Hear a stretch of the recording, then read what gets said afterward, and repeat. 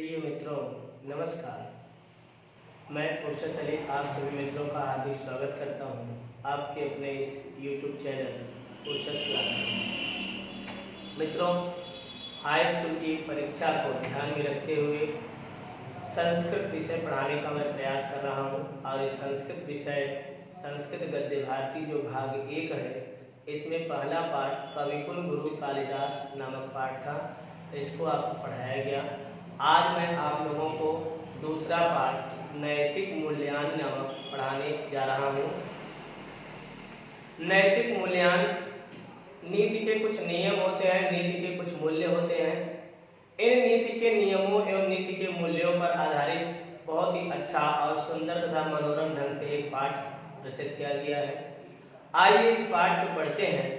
देखिए, पहला इसका गद्यांश है कि नयनम नीति है, नयनम नीति है, नीतेरिमानि मूल्यानि नैतिक मूल्यानि यथा शरण्या कार्यकरणेन मनुष्यस्य जीवनं सुचारु सफलं च भवति सा नीति कथ्यते। आगे नीचे लिखा है, इयं नीति केवलस्य जनस्य समाजस्य कृते एव न भवति अपितु जनानां नृपाणां समेषां च व्यवहाराय भवति। नीत्याचलनेन व्यवहारणेन प्रजानां शासकानां समस्तस्य लोकस्यापि कल्याणं भवति। ये देखिए पहला गद्यांश है। आइए इसका हम लोग संदर्भ, प्रसंग और व्याख्या इन तीनों के समाकलन को पढ़ते हैं। सबसे पहले इसका संदर्भ आप लोग जान जाइए कि प्रस्तुत संस्कृत गद्यांश हमारी पाठ्य पुस्तक संस्कृत गद्य भारती में वर्णित नैतिक मूल्यानि नामक पाठ से उद्धृत है। यह आपका क्या हो गया? संदर्भ हो गया। अब आइए हम लोग देखते हैं इसका प्रसंग। अगर मित्रों आपको प्रसंग समझ में कम आ रहा है तो ध्यान दीजिएगा कि आप इतना जानते रहिए कि सबसे पहले हमें गद्यांश का संदर्भ लिखना है। संदर्भ लिखने के पश्चात प्रसंग आपको तुरंत रखना है। अगर प्रसंग नहीं आ रहा है तो प्रसंग हेडिंग करके आप छोड़ दीजिए, 3 लाइन छोड़ करके आप अनुमान हेडिंग कोट कीजिए और इसका पहले गद्यांश का या पद्यांश का जो कोई है उसका आप अनुवाद कर दीजिए। तो आइए अनुवाद करते हैं कि नैतिक मूल्यानि प्रथम गद्यांश में क्या लिखा गया है। आप एक बात और जान लीजिए, पहला पैराग्राफ बहुत ही इंपॉर्टेंट है परीक्षा के दृष्टिकोण से। तो आइए देखते हैं, नयनम नीति। नयनम का मतलब होता है ले जाना। ले जाना का मतलब होता है अग्रसरित करना। अग्रसरित करना का मतलब होता है आगे बढ़ाना। नयनम ले जाना ही, आगे बढ़ाना ही, अग्रसरित करना ही, या किसी एक हाथ से, किसी एक पीढ़ी से, किसी एक व्यक्ति से किसी दूसरे हाथ, किसी दूसरे पीढ़ी या किसी दूसरे व्यक्ति तक ले जाना ही नीति कहलाती है। देखिए लिखा है कि नयनम नीति, ले जाना ही नीति कहलाता है। आगे देखिए लिखा है कि नीतेरिमान, नीतेर लिखा है नीति ईमान, नीति ईमान, नीति के, ईमान माने ये, मूल्यान मतलब मूल्य, नीति के ये मूल्य नैतिक मूल्यान, नैतिक मूल्यान कहलाते हैं, नैतिक मूल्य कहलाते हैं।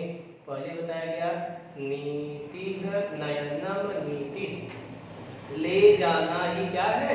नीति है। और आगे देखिए बताया नीति ईमानी मूल्यान, अर्थात नैतिक या नीति के ये मूल्य ही नैतिक मूल्य कहलाते हैं।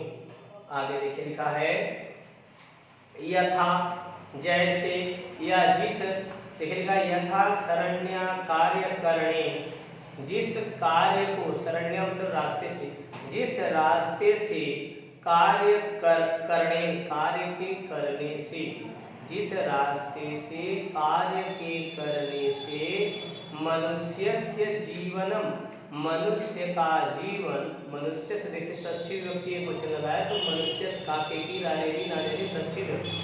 तो जिस रास्ते से, जिस पर्पज से, कार्य के करने से, देखिए आगे लिखा है मनुष्य का जीवन मतलब जीवन सुचारू, देखिए लिखा है जिस रास्ते से या जिस मार्ग से कार्य के करने से मनुष्यस्य जीवनम, मनुष्य का जीवन सुचारू अर्थात सुंदर और सफलंच भवति अर्थात भली भांति सफल होता है, सा नीति कथ्यते, वही नीति कहलाती है।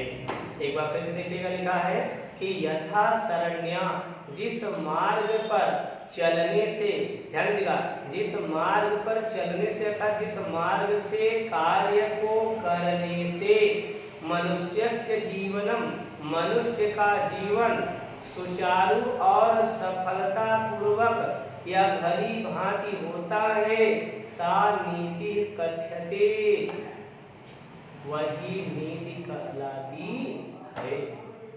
आगे देखिए लिखा है कि इयम नीति केवलस्य जनस्य कृते एव न भवति, देखिए लिखा है इयम नीति, यह नीति, इयम नीति मतलब यह नीति केवल सामान्य मनुष्य जनस्य, देखिए लिखा है जनस्य समाजस्य, यह नीति केवल मनुष्य और समाज के लिए न भवति, केवल मनुष्य और समाज के लिए ही नहीं होती, बल्कि जनानाम मनुष्यों, नृपाणाम राजाओं आदि समेषाम च व्यवहाराय भवति, आदि सभी के व्यवहार के लिए भी होती है यह नीति।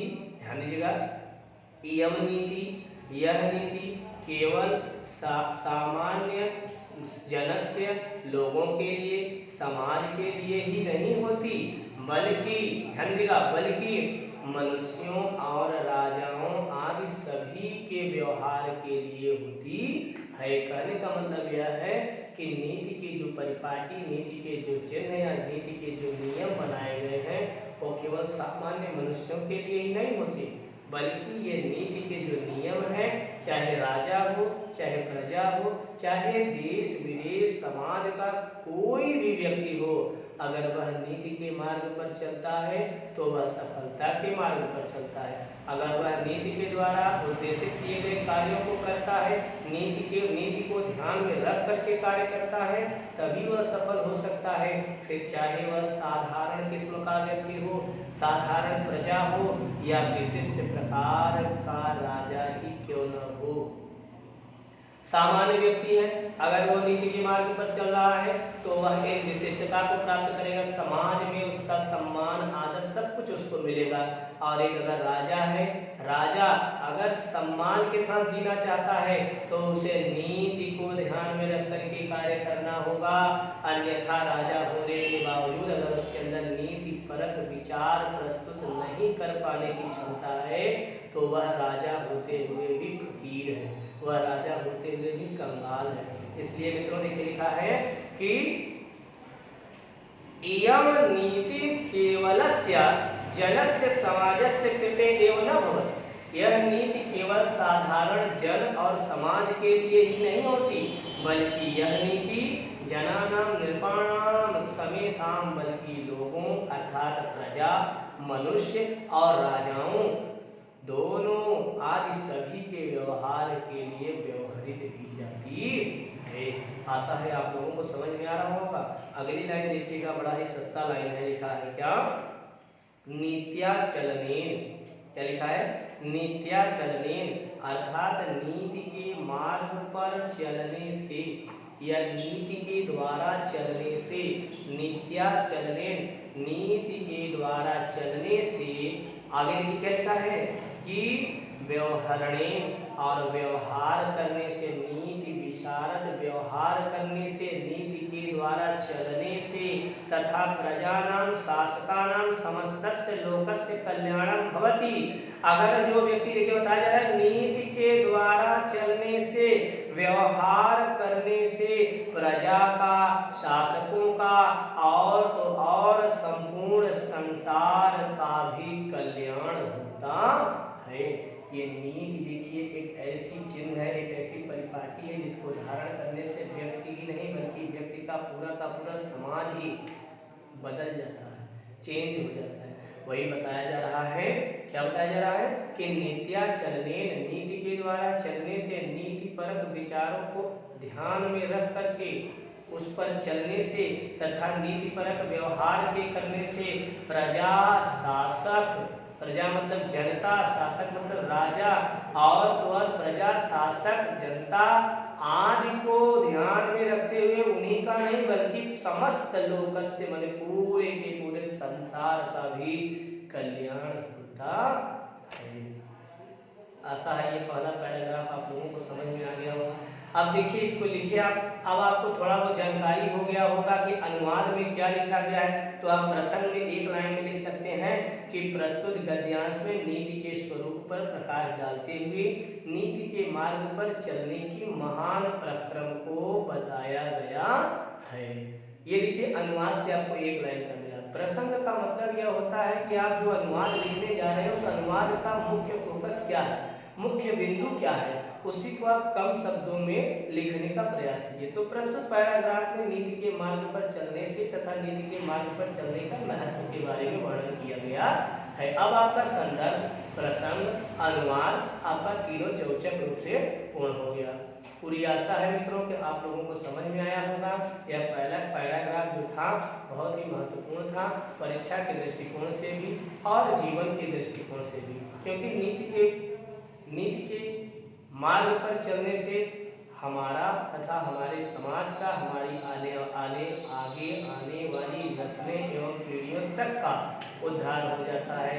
व्यक्ति अपने वैयक्तिक जीवन के उद्धार के लिए तमाम प्रकार के कार्य करता है। उसमें मित्रों यह भी एक ऐसा संदेश है, यह एक ऐसी परिपाटी है जिसे ध्यानाकर्षित करके हमें आगे बढ़ाना चाहिए। जैसे नीति के मार्ग पर अगर हम चलेंगे, नैतिक मूल्यों को विचाराक्रांत करेंगे, नैतिक मूल्यों को ध्यानाकर्षित करते हुए नीति के मार्गों पर चलते हुए लोगों का सम्मान करेंगे, लोगों का आदर करेंगे, लोगों की महत्वाकांक्षाओं को समझेंगे और उनके साथ कंधे से कंधा मिला करके चलने की जो परिपाटी सीखता है वही तो नीति कहलाता है। और यही नीति जो है हम जैसे विद्यार्थियों को बताने का प्रयास कर रही है। आप लोगों को पूरा अच्छे से समझ में आया होगा। ये पैराग्राफ आप अच्छे से पढ़ लीजिए, परीक्षा के दृष्टिकोण से बहुत ही महत्वपूर्ण है। इसके आगे वाला गद्यांश मैं जल्द से जल्द आप लोगों के सम्मुख लेकर के पहुँचने का प्रयास करूँगा। तब तक के लिए आप सभी मित्रों को धन्यवाद।